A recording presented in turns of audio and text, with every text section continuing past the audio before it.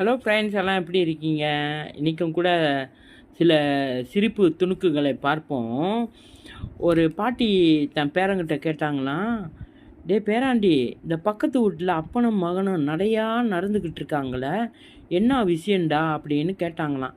அதுக்கு அந்த பேராண்டி சொன்னான்னா, பாட்டி அவங்க அப்பனுக்கு வந்து சுகர் இருக்குது, அதனால தான் நடையா நடந்துக்கிட்டு இருக்கான்.